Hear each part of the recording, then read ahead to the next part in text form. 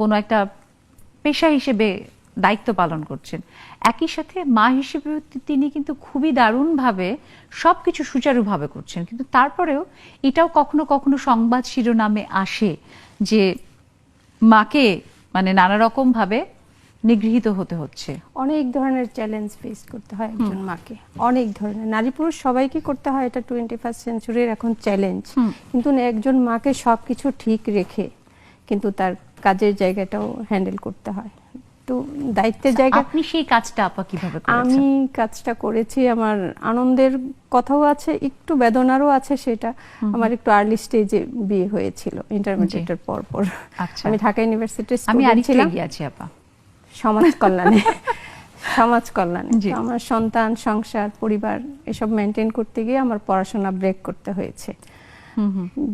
পারিবারিক সাপোর্ট আমি পেয়েছি, ওই যে এখন আমরা বললাম আমরা কন্যা, জায়া, জননী, আমরা যারা মা, বোন, স্ত্রী, ওইসব দায়িত্বগুলো কিন্তু আমাদেরকে ঠিক রেখে এরপরে প্রফেশনের কাজ, বাইরের কাজটা চিন্তা করতে হয়। সেটা একদম সার্বিক দায়িত্ব মেনটেন করার পরে 100টাও হেরফের হয় না, এরপরে কিন্তু আমাদের সেটা ফার্স্ট প্রায়োরিটি। যেটা হয়েছে, পড়াশোনা ব্রেক হয়েছে, বিয়ের 15 বছর পর মাস্টার্স করেছি, 22 বছর পরে আইন পাশ করেছি, সাংবাদিকতায়। অভিনন্দন আপা, স্যালুট। মানে আপনার ওই যে এনথুসিয়াসিজম, আমার 2 কন্যা, যে লেগে থাকার ব্যাপার, এটা কিন্তু একটা জান্নাতুল ফেরদৌস, জান্নাতুল মাওয়া। একজন আলহামদুলিল্লাহ সে তার প্রফেশনে গিয়েছে, বিবিএ এমবিএ করে, সে এখন ব্যাংকার, আর ছোট জন এসএসসি দিবে সামনে। তো যেটা হয় যে নিজের বিষয়টা স্যাক্রিফাইস করেই এরপরে ব্যক্তিগত বলেন, প্রফেশনের বলেন, ওগুলি করতে হয় আর কি। আমার ক্ষেত্রে যেটা হয়েছে, জার্নালিজমে আসার ছোটবেলা থেকে অনেক বই, পেপার, ম্যাগাজিন, বড় ভাই ব্যাংকার ছিলেন, ওনার একটা অনুপ্রেরণা ছিল যে যাই করি অ্যাটলিস্ট ডেইলি জন্য কোনো কিছু পড়াশোনার সঙ্গে থাকি। তো পড়তে পড়তে ছোটবেলা আমার 6 ভাই, আমি 1 বোন। অনেক আদরের। শিশুকাল থেকেই মা ছিল না, বাবা দাদির কাছে বড় হয়েছে আর কি। তো সেই জন্য পড়াশোনার একটা বিষয় ছিল সবসময়, আর সবসময় যেহেতু একটু একা একা বড় হয়েছে, আর কোনো বোন ছিল না, ডেইলি ডায়েরি লেখার একটা অভ্যাস ছিল। প্রতিদিন কিছু না কিছু নিজের আবেগ, অনুভূতি, চাওয়া পাওয়া, সবকিছু নিয়ে।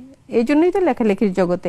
আমার পরিবার কিন্তু চেয়েছিল আমি ল প্রফেশনে যাই এবং একজন লয়ার হিসেবে নিজেকে প্রতিষ্ঠিত করি। বিশেষ করে আমার বড় ভাই চেয়েছিলেন, যিনি ব্যাংকার।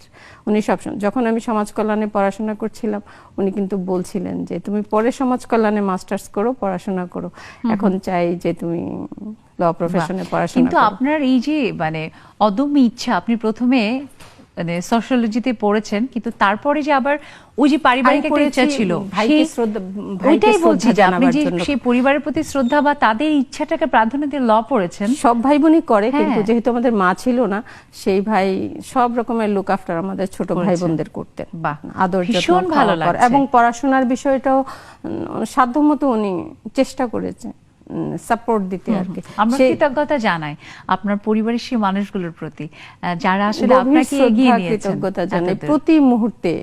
নামাজটা পড়তে চেষ্টা করি যখন পড়ি, এমনি তো মনে পড়েই, বিশেষভাবে তাদের জন্য। দুনিয়ার সব মানুষের জন্য একটা প্রার্থনা থাকে, অনেক কৃতজ্ঞতা, শ্রদ্ধা জানাই, অনেক শ্রদ্ধা জানাই। আর এইখানে এই যে দেখুন আমাদের বড় স্ক্রিনটায় আমাদের বন্ধুরা যুক্ত হয়ে গেছে।